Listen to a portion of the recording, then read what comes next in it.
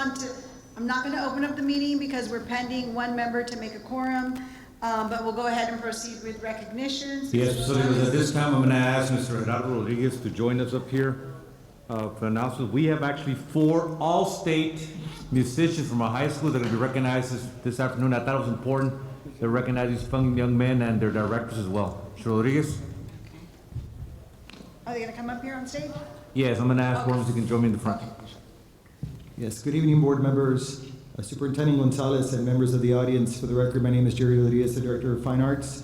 It gives me great pleasure to present 4 of our very talented young musicians who achieved the title of TMEA All-State Musician. The All-State audition process begins throughout the state in each of the TMEA regions. Individual musicians perform selected music for a panel of judges who rank each instrument or voice part. From this ranking, a select group of musicians advance from the region to TMEA area competitions, and from there, the highest ranking qualified to perform in a TMEA All-State Music Group, which happened this past weekend. These All-State students participate in 3 days of rehearsals during their annual state TMEA clinic convention, and their performance, and they perform before thousands of attendees, bringing this extraordinary event to a close. The All-State students are as follows. On piccolo, Fernanda Veloz from United High School. Joining them is John Allen, Amelia Maya, and Michael Valdez directors.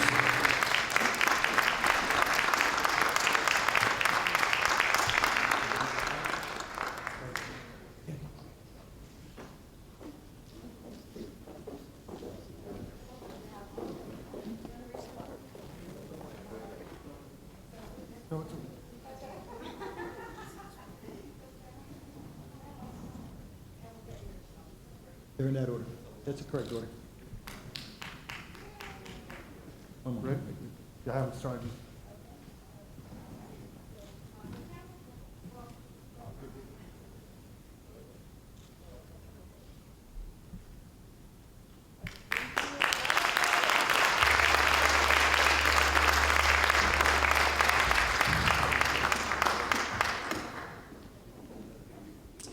On flute from J.B. Alexander High School, Leonardo Martinez, Joshua Martinez, and Ricardo Fuente directors.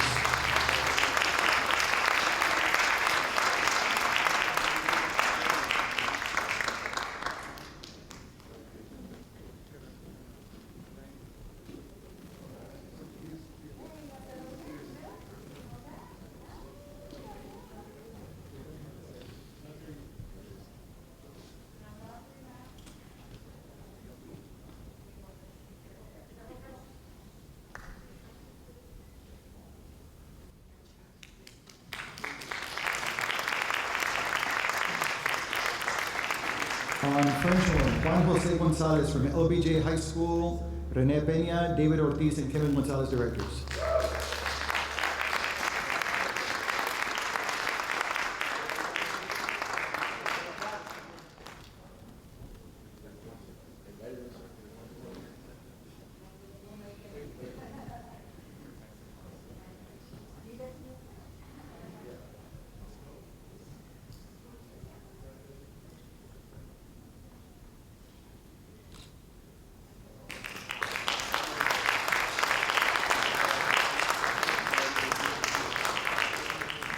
And on French horn, Diego Solis from United High School, John Mallon, Amelia Maya, Michael Valdez directors.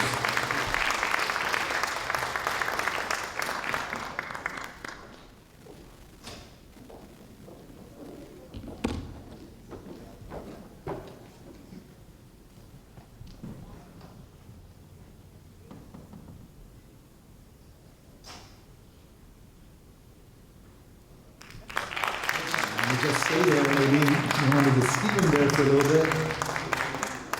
Diego, you want to stay behind? Mr. Mallon, you want to stay behind with Diego? We have one more presentation. One more presentation for Diego. In addition, we have one student who has been selected to perform and tour this summer with the National Youth Orchestra of the United States of America. Each summer, Carnegie Hall brings together the brightest young players from across the country to form the National Youth Orchestra of the United States of America. It's a free program for all participants. Following a comprehensive audition process and a multi-week training residency with the leading professional orchestra musicians, These remarkable teenagers embark on a tour to some of the great music capitals of the world while serving as dynamic music ambassadors. Diego Solis from United High School will be performing in the prestigious Carnegie Hall in New York, Berlin, Germany, Amsterdam, Lucerne, Switzerland, and throughout Europe. Congratulations.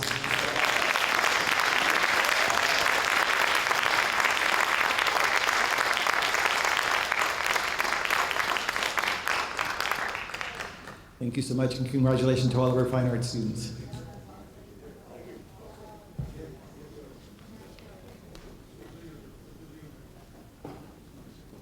Good evening, board members, Mr. Gonzalez, and district staff. The time is now 6:34 p.m. on the 16th day of February 2022, and I call this regular meeting of the United Independent School District Board of Trustees to order. I don't know if we want to do roll call, but Mr. Molina, would you start by stating your name for the record? Mr. Molina. Mr. Molina? Present. Mr. Ramirez? Ricardo Molina, present. Juan Roberto Ramirez, present.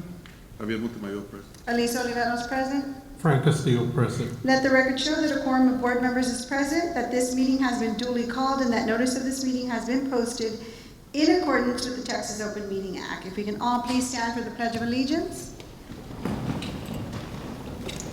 I pledge allegiance. States of America. And to the republic for which it stands, one nation under God, indivisible, with liberty and justice for all.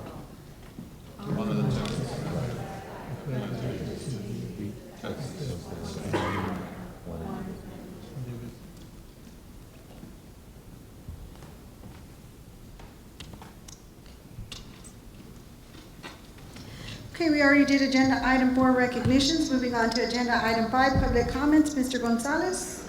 Yes, Madam Chair, Stephen Trotman for the record, legal counsel. We do have a number of public comments. I'm just going to call them up randomly. First, we have Mr. Rene de la Viña regarding non-vaccinated employees, and you will have 3 minutes once you get to the podium, sir. Welcome, Mr. De La Viña. Thank you. Thank you. Likewise, welcome. Good evening, honorable board members. Oh, sorry. We're good? Good evening, honorable board members. For the record, Rene de la Viña. Good evening, Superintendent Gonzalez. For the record, Rene de la Viña, TSTA full-time president. I'm here to speak on behalf of our non-vaccinated school employees, also for our members that are non-vaccinated. I did file a grievance against the whole school district in reference to this because we feel that this is not fair, ladies and gentlemen. This is a pandemic. Nobody is to blame for this. It's the first time this has ever happened. I don't know why you're punishing, and they're sitting right there. There's going to start when we come up here and talk. Why you're punishing these employees that refuse to be vaccinated. I mean, that is their right, whether it's religious, health, whatever. I mean, you should respect that. I mean, your logo says United, you know, we are united. Well, let's show that. You should, instead of punishing them, we had a teacher right now that was docked $800 because she had to go home because she tested positive, one of our non-vaccinated employees. And I don't think it's fair that because they're not vaccinated, they're gonna be punished or they're gonna be docked day one out of their own checks or because they don't have enough school personal leave or school or sick leave days versus the employees that are vaccinated, they get up to 20 days paid and, and they're covered. They don't touch their personal leave or their sick leave. So we don't think that's fair. I'm asking you all to do the right thing. This grievance looks like it's going to be heading toward a level 3 grievance. We already had our level 2 grievance this week, and it's going to a level 3 with the board. I'm hoping that you'll change policy or pass an administrative, order or do something to include everyone. Let's treat all school employees the same. You know and I know that's the right thing to do. This is a pandemic. Last time we had something even close to this was back in 1918, the Spanish flu. When I was a child, we had polio back then and smallpox. That's what we had back then, but that's another story. But I'm asking you to please, again, look into your heart and your conscience and let's treat all school employees the same. I mean, if they don't want to get vaccinated, so what? What's the big deal? Let them. But don't punish them because they refuse. That's not fair. And again, like I said, I did file a grievance. I didn't want to do that, but I had to represent our members. And we're going to take this as far as we need to take it. And if I need to take this to Austin to the Commissioner of Education, and we will do that, because I don't feel that they're being treated right, they need to be respected, and they're hard-working employees. Just because they're not vaccinated, doesn't make them any less than the ones that are vaccinated, the school employees. So again, I'm not just speaking about teachers, I'm talking about all school employees that are not vaccinated. So please do the right thing. And lastly, I just want to mention also, thank you all very much for changing the public comments where anybody can talk about anything as long as they don't disrespect anybody. Thank you very much. God bless you. Thank you, Mr. Arena. We appreciate your comments. Next, we have Melissa Castro regarding COVID-19 protocols and sick paid leave concerns. Ms. Castro, are you here?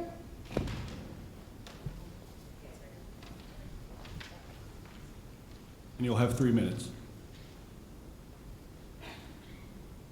Good evening, school members. My name is Melissa Castro. I'm an English teacher at Lyndon B. Johnson High School. I've never done this before, so I'm sorry if I'm a little nervous. Oh, take it, don't worry. It happens. I've come here to express my genuine concern over the UISD School Board's choice in denying unvaccinated educators and paraprofessionals sick paid leave due to COVID infection. This decision has left me feeling discriminated and uncared for, primarily because those that decided to get the shot are rewarded with 20 days sick paid leave, and those that are not suffer a deduction in their personal sick days and pay cuts. This decision is unethical because it fails to consider variables such as how one may react after receiving the novel vaccines. One does not have to look long and hard to find the COVID vaccines have adverse and serious side effects on certain people. I do not believe it is logical to penalize me or any other teachers in deciding to look out for our well-being and making the personal choice for our bodies to not get vaccinated by any of the newly created vaccines. The reality is that nothing in this world is one size fits all. There's some people who die from peanut allergies. There's some people who are allergic to shellfish. So how can a school board, not a medical board, decide that a vaccine is one size fits all for all of the educators? I discussed my concern with one of the school board members, and I was replied with, your employer has approved this incentive benefit in the best interest of the district. I can't see how this decision is beneficial for all school employees. If it is, why have I received a $700 pay cut? Why do I have to worry about how I'm going to support my livelihood now? Why do I have to think about getting a second job? The lingo that these are just consequences of what happens because you made this personal choice to not get vaccinated is not any different from saying we are forcing you to get vaccinated. In addition, I add that a vaccine only protects the individual who receives it. Therefore, one does not jeopardize anyone but his or herself from getting a vaccine. So what is the punishment for? One can still get COVID with the vaccine. One can still spread COVID with the vaccine. The latest variant, Omicron, that just went rampant, infected anyone vaccinated or not. Dr. Calixto Lopez from Stat Emergency advised me that I had the variant, Omicron, and my best course of action was to just let it run its course, and I did, and I got better. 3 days, I had negative results, and I was still not able to return back to work due to UISD protocols that forced me out of the classroom for 10 days. I was very willing and very capable to go to work. Lastly, if the school board has so much faith in the vaccines, then why are the incentives for those who have it, who are essentially more protected with the vaccine? Everyone has their personal convictions to do what they choose with their bodies. I'm no one to judge or discriminate. Thank you. Okay, thank you. Just as a reminder to those giving public comment, if we don't respond to your questions, it's not because we don't want to, it's because we're not permitted to respond to anyone during public comment. So please understand that we're just not permitted to do so. Next, we have Ms. Edna Olmeda, and she will be talking about EPSL.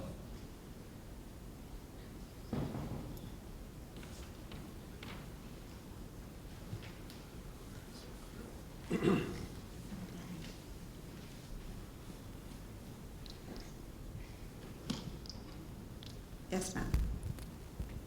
Good evening, members of the board and audience. My name is Edna Olmeda, and I'm here to ask that you reconsider including, instead of excluding, unvaccinated employees on UISD EPSL incentive plan. I will begin by stating that there is no current policy and/or mandate which requires UISD employees to be vaccinated. Therefore, when the district decides to use government funds such as ESSER, there should be no discriminatory criteria to exclude employees. UISD is a public school entity funded by the government, whether local, 64% of property taxes, which we all pay, and federal, 8%. And as such, if the days which are being reimbursed are allocated to those who are vaccinated, so their personal days will not be used, then all employees should be entitled to the same incentive/benefit as anyone else. Why should we be punished and obligated to use our own days while others aren't, only because we aren't vaccinated? As if we have done something wrong. We have not done anything wrong. We have contributed as much time and effort as those who are vaccinated.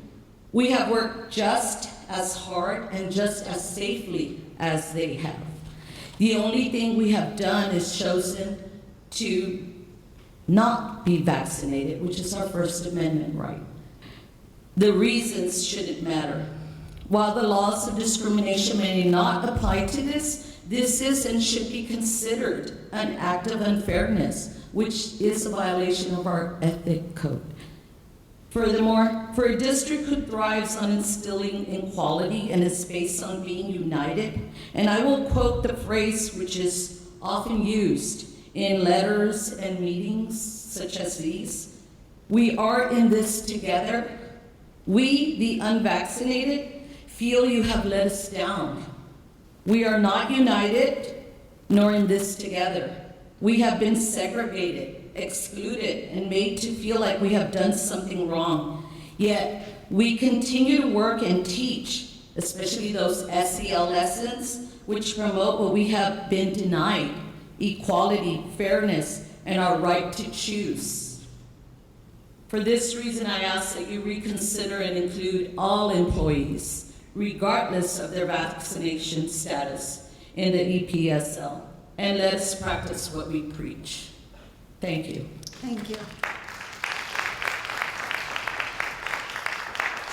Next, we have Yesenia Escobedo regarding the same vaccination issue. Mrs. Escobedo? Hi, thank you. Thank you for your time. And I know you cannot respond to my questions, but I'm just going Go to ahead. say it as I wrote it. So today I stand here to express concerns that trouble us, the relatives and friends of your employees. There's no doubt that the pandemic has financially disabled many in our community. This pandemic has not only impacted our finance, but as well the mental health of millions. With rising prices of food and gas, an untold amount of anxiety, the board has added the stress of pay cuts and limited paid sick leave. I stand here looking for a promise of change, for a fair solution to all employees of UISD who are at a disadvantage simply for delaying the vaccine that has not been federally mandated. I also stand here representing my stepfather. He's a custodian. And this, like I said, it's affecting all faculty, and it hurts me. I'm an engineer, a scientist, and a small business owner, and it still impacts us. So I ask you to consider the voices of those who are not heard. Thank you. Thank you, Mrs. Escobedo.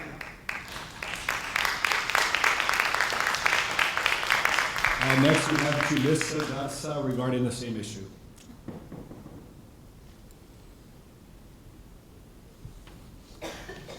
Ms. Garza, welcome. No, thank you.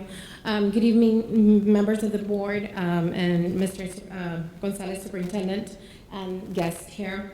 For the record, my name is Julissa Garza, and I work at for United ISD.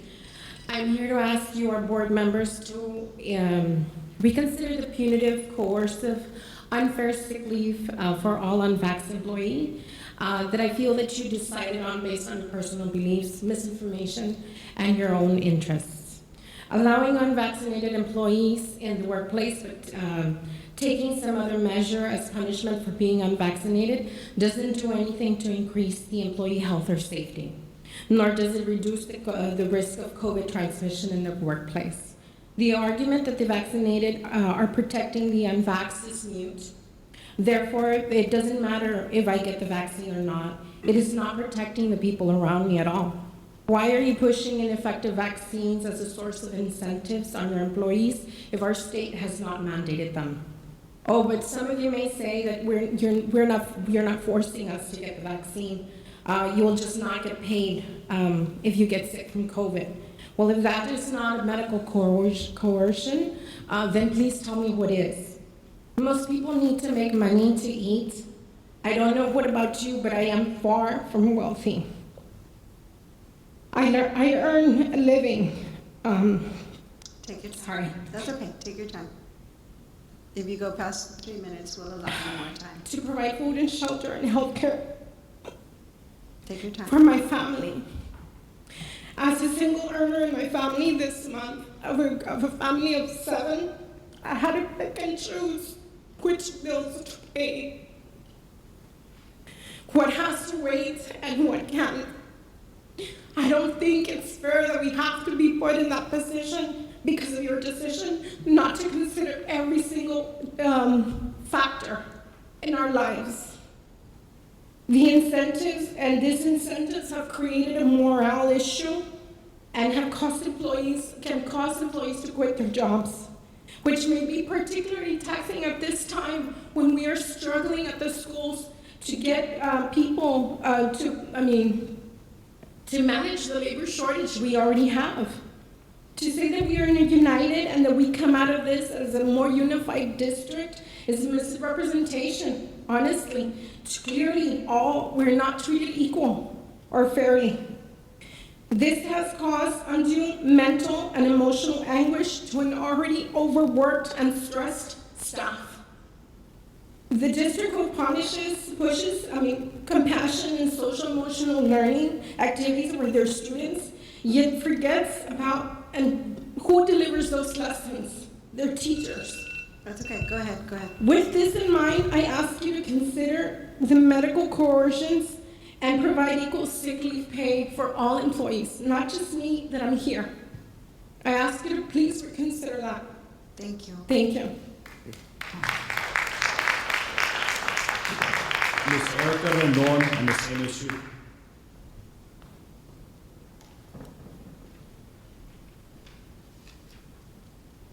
Ms. Rendon, welcome.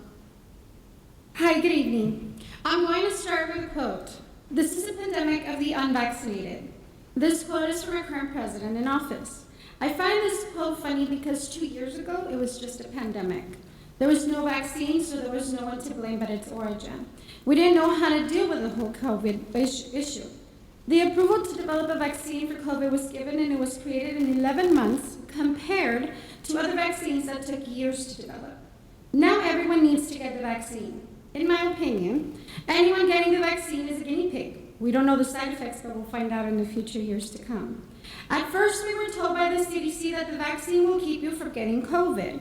Then it might keep you from getting COVID, mild side effects. Then you will get COVID, but you won't be in the hospital with a ventilator. Now we have people who have been vaccinated or dying in the hospital, as well as some of those that are not vaccinated. Just recently, people with comorbidities are now more at risk of dying than anyone else according to the CDC. All of this is very fluid. I can say that after 2 years of dodging COVID, I contracted COVID from a person that was actually vaccinated. So can we really say that the unvaccinated are the ones that are spreading COVID?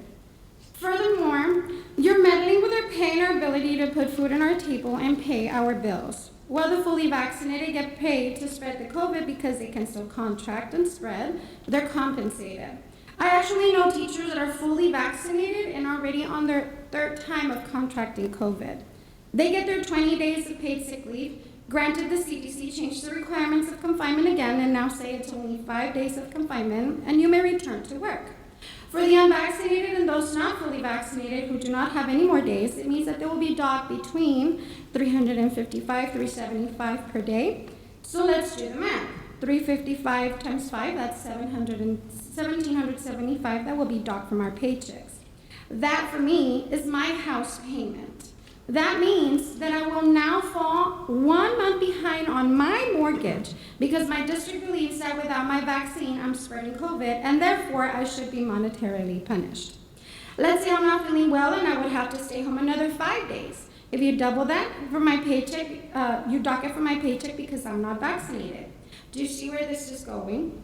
By the end of the year, the unvaccinated and those who are not fully vaccinated will be working for the district for free and will be living in the streets. I'll end with this. Teachers wear many hats. We're teachers, counselors, nurses, mediators, moms, grandmothers, etc. This pandemic has affected all of us, some in more ways than others. As teachers, regardless of what we've been through, we're asked to care for our students' social emotional well-being. We give lessons on sale every morning that have been provided to us by the district. But who's taking care of our social emotional well-being? If not changed, this CPSL will cause more emotional turmoil and will definitely cause the district teacher retention. Thank you. Thank you. Lastly, we have Miriam Orta, who will be presenting on the same matter, and she did provide backup materials which have been placed Okay. at your desk.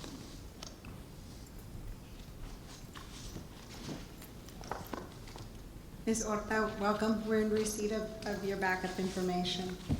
Thank you. Good evening, staff members and all around us. I've never done this before. I've always been a good employee, but not when you mess around with my check. But thank you. My name is Miriam Mota, and I have worked over 12 years formerly working for the United Independent School District.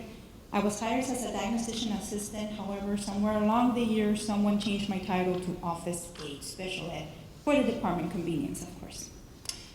I work hard. I work responsibly with etiquette.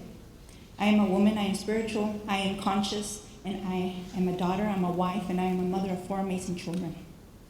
I am here to advocate on my behalf, and as well, I am the voice for countless other colleagues who fear to stand up here, who fear speaking about discrimination based on medical, personal, religious choice, for those that are afraid to say that they're positive with COVID or have someone sick with COVID or been in contact with someone with COVID, and they come to work anyways because they fear they will not get paid for being a victim of this world pandemic. I am here to call for equity and unity, as in I am asking to live up to the name United. By offering the same benefit or incentive to all employees regardless of private medical acts of consciousness or religious status. We are living in a time of uncertainties, and rules are constantly changing. What must remain true and set fast is our freedom, sovereignty, and bodily autonomy and medical choice. As educators, we fully understand the importance of FERPA, but we also understand HIPAA, the law that protects private medical information. I question the legality of collecting private medical information and using it to offer benefits or incentive, as you call it, to one group over another. Building an incentive system for experimental drugs, this is unconstitutional. It's like pregnancy, that's a choice. Then you all pay maternity leave anyways.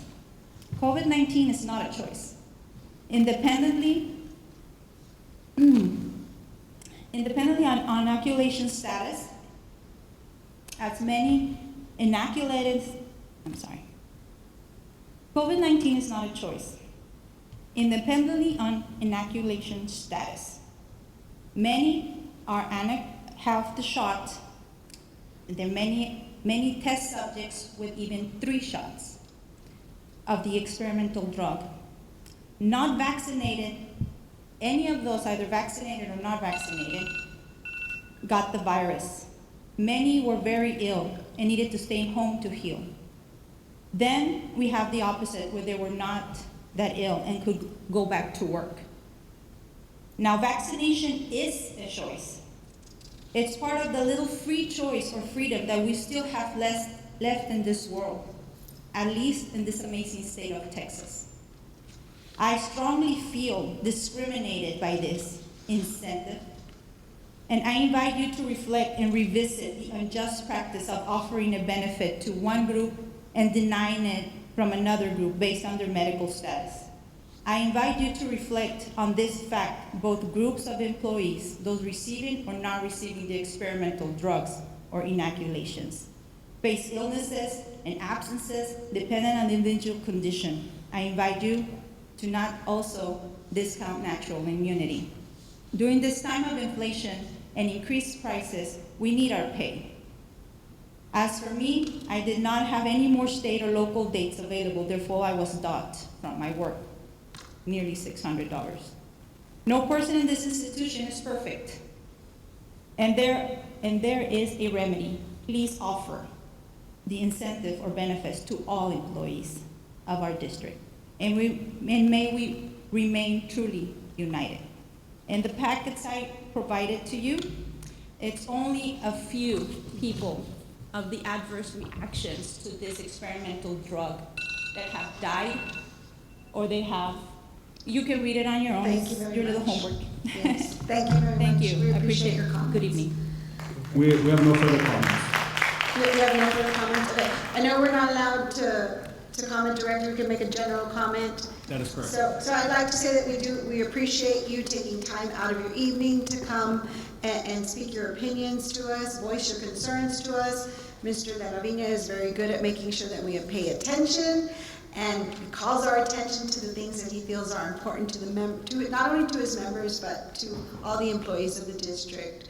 Beyond that, I can't comment, unfortunately, but I really can't say more than that. But thank you for your time. Thank you. Mm-hmm.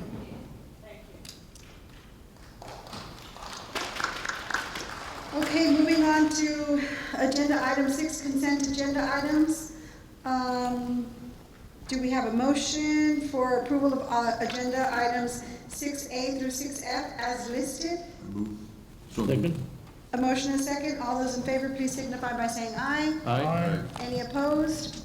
Motion passes. Agenda item 7,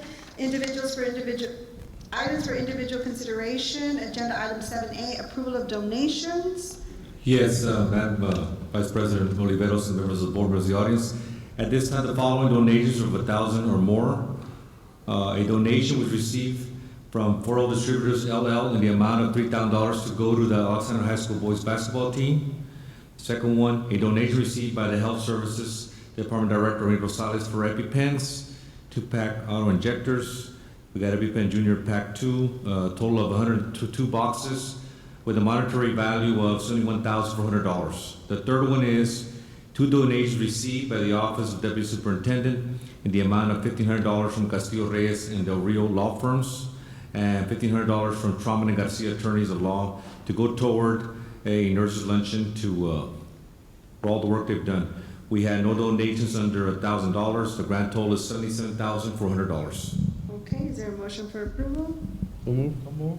Second. A motion and a second. All those in favor, please signify by saying aye. Aye. All those against, motion passes. Agenda item 7B, approval of board minutes for the months of August 4th, 2021, September 2nd, and 15, 2021, and December 16, 2021. Do we have a motion? So move. Motion and a second. All those in favor, please signify by saying aye. Aye. All those against, motion passes. Agenda item 7C, discussion and possible action regarding redistricting of United Independent School District Board of Trustees due to 2020 census. Yes, Madam Vice President, members of the board. Regarding this item, is a project that administration via Mr. Mike Garza and attorney Jaime Garcia have been diligently working with the trustees and our redistricting attorney, Rolando Rios. Mr. Rios has decades of experience in the redistricting and also has worked with redistricting in 2010. In addition, our General Counsel, Mr. Garcia, has been assisting Mr. Rios on this matter, and he is here tonight to provide some more information. At this time, I'm going to call upon Mr. Garcia. Yes, good evening, Board and Superintendent Gonzalez. Long story short on this, the background of this is every 10 years there's a census. As we know, the 2020 census was significantly delayed due to litigation. We didn't receive official census numbers until late fall of 2021. We began working with the district's redistricting attorney, Rolando Rios, who has decades of experience doing this.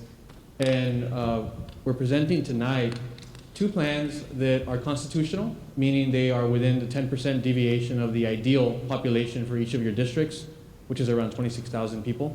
And just a little bit of background, the areas of major growth were, of course, the Deep South and the Far North, being districts 1 and 4 and districts 5 and 7. All other districts effectively stayed the same because you were pretty close to the ideal population. So the plans that we're presenting tonight are Plan C plus modified version 2 and Plan D plus. These are two plans that we worked on in sort of mini workshops with the trustees, and these are the two plans that have come up tonight for discussion, if you so choose, and approval if there is a vote Okay. made. So why don't we do this, maybe get a motion and a second and open it up for discussion. Do we have a motion? I'll make a motion to approve Plan C plus modified version 2. Do I have a second? Second? Motion and a second, discussion? Well, I have not had a chance, as I've talked to Mr. Garcia. Remind me again, which are the districts with the biggest growth? The districts with the biggest growth or biggest variance were No, the population growth. growth in Districts 1 and District 7. And then the Yeah, 'cause I district, heard- I'm sorry, excuse me, District 4 and District 7.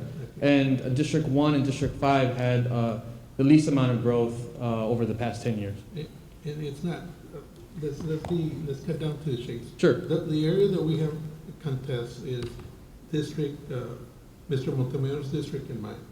And we still haven't met, and we still haven't agreed. So that's one of the things that I would like to have the rest of the board members consider, that if anything, I would not vote for Plan C plus. I would ask that we follow up and table this item until Mr. Montemayor and I have a chance to meet. Any comments, Mr. Montemayor? Well, I don't see, well, to begin with, I think we've had sufficient time to go over these plans. I proposed my plan 2 weeks ago with Rolando Rios. We went over several different versions. Mr. Castillo proposed his plan. There's not a significant amount of difference between the two, the exception of east of the plantation area, which Mr. Castillo wants to give over. I think from the changes the notable changes in my district is that my district will grow, I need to grow, it will grow significantly on the northwest side, being the Legacy Gym area and the new development, the apartment complexes, all the way to Shiloh, which I agreed to give up to Mr. Gilpin back in the last redistricting because his parents lived in that area. But it blocks it off and it's clean. But I need to grow to the east, and so I'm taking the plantation area under both plans, one that Mr. Castillo's proposing and my plan, except that I don't go as far east as Mr. Castillo is proposing. So those are the only difference in it. The only reason I hesitate to extend this any further is because I've had sufficient meetings with yourself and Mr. Garza and Mr. Rios. I'm ready to go today. This is an election year. This is, coming around. I want to say the applications for candidacy should start sometime in June. Early voting starts right around the corner. And I'm picking up new territory, which puts me at a disadvantage in campaigning in that area versus somebody who doesn't have to campaign for another 2 years. And so that's the only issue I have in extending it any further, because tomorrow, whatever plan is approved, and again, they're both significantly, they're not significantly different. They're pretty much the same thing, except mine goes to a state drive, which is right where the Gold's Gym is, and Mr. Castillo's goes further down to Winfield Drive. That's the only, and that's not a significant change. So I think my plan is fair. Both deviations are 9.69. They're both constitutional. Correct. I think my proposal is fair, and so I put my proposal up for approval of the board, and that's the only. And tomorrow I need to start campaigning that. And to clarify, yes, we have a very small difference as I see the map as it was presented. I even had the meeting yesterday. So we both had 2 meetings with Mr. Rios. We both submitted plans. We've never actually had a chance to talk face-to-face with Mr. Montemayor. I think we could have resolved this already. My only point is that when you extended ease, it would be a major artery, a major roadway, which is Winfield, I think it's called Winfield Boulevard. That is important for voters to understand and know where the dividing line is. When you cut into a neighborhood, you don't want to just cut into average streets. You want to be able to have as much as a significant major arteries to make the voters aware where they're going to go vote and who's representing them. And that's why my plan is fair. I think my plan considers that, looking at the voters' perspective, and I realize that, I am not for re-election until two or three more years, but when I came in, I assure you, I walked everything. I did everything with the support of supporters.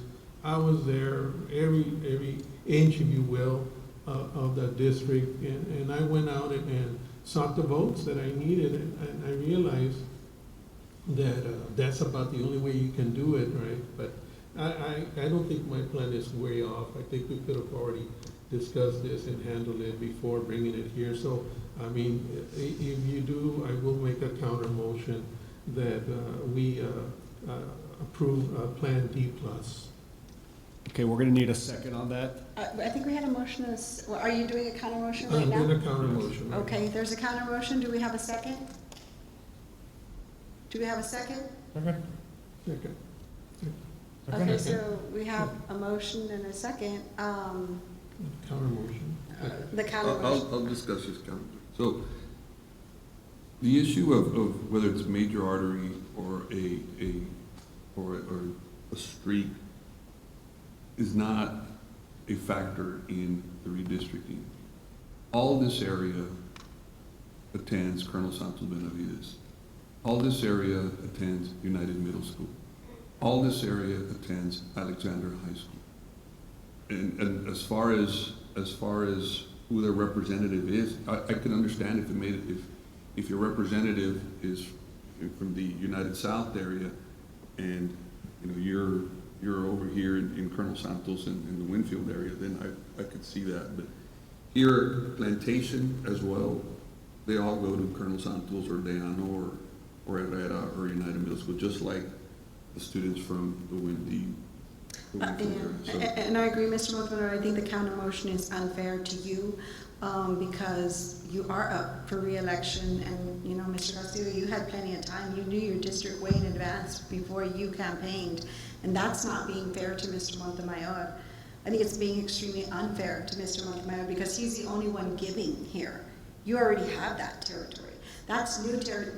Those are new constituencies that he needs to go and campaign with, and he has tenure here on this board, and I feel like the counter motion is unfair. That's just my opinion. So we'll take the vote. Oh, go ahead. I'm just gonna say, I know that the school boundaries are important for our parents, referring to the voters. The voters can help themselves by knowing the boundaries of the districts, and like I said at the beginning, it's a very minute area that I just really don't understand why we haven't already agreed on this, and that's why I'm still proposing the. And I think if it's such a minute area, you should be a little more flexible and willing to help Mr. Montemayor, who is about to go I up. appreciate Yes. that. You know, I tell you what, it's a fair discussion. Boundary changes, school boundary changes, and district boundary changes are always a touchy subject. So we'll call the question then, I guess. Let's take the vote. So for the counter motion, all those in favor say aye. Aye. All those against? Aye. Okay, motion dies. So we go back to. Now we have Mr. Montemayor. Mr. Montemayor's motion. We have a motion and a second. All those in favor, please signify by saying aye. Aye. All those against? Aye. Mr. Castillo, motion passes. Okay, moving on to agenda item D, approval of RFQ number 005-2021, Architectural and Engineering Design and Construction Administration Services for the new UISD Food Production Center. Do we have a Ms. Oliver, just for the record, I did, in talking to the board members who are not here today, they've asked for us to consider, or the board needs to vote right now, I would imagine, Mr. Trotman, to table this for a special call meeting sometime early next week. I had that discussion with the two board members again, who are not present today, just FYI. Oh, do we have a motion for that? A second. No, We I don't have did a not. motion. You don't? I did a motion for that. I did not motion, for the record. So, do we have a motion? My turn? I'll second. You have a second? So we Okay. can make it for the next Tuesday. Motion to table. Okay, motion to table. All those in favor, please signify by saying aye. Aye. Aye. Any against, any discussion? For next Tuesday? Yes. Okay, motion to table is approved. What am I on? E, approval of boundary changes for the following United South High School feeder elementary school, Ruiz, Salinas, Safarini, and Bonnie Garcia. These boundaries will become effective 2022-2023 school year. Yes, good evening, Honorable Board, Mr. Gonzalez, Mr. Trotman, members of the audience. The reason we had to put some of these items on individual consideration were there were some changes after the Instructional and Business Committee last week. So I just want to, for the record here, we are not moving the Cheyenne subdivision. That is not the recommendation. And so they will be staying at Bonnie Garcia, and instead of going to Killam Elementary, was on the table. And so they will be staying. The only change for Bonnie Garcia is the Rancho kids, which are 18 students who will be going to Ruiz Elementary. So I needed to make that change. That change comes from administration or? Discussion with. Okay, the discussions. Okay, so do we have a motion for approval? We have a second? Second, okay. All those in favor, please signify by saying aye. Aye. Any discussion? Oh, any against? Any discussion? Motion passes. I think I'm getting hungry or something. Okay, agenda item F. Approval of boundary changes for the following Lyndon B. Johnson Feeder Elementary School, Centeno, Perez, Roosevelt, and Veterans. These boundaries will become effective 2022-2023 school year. These were as presented, so. Okay, these- motion for approval. Motion.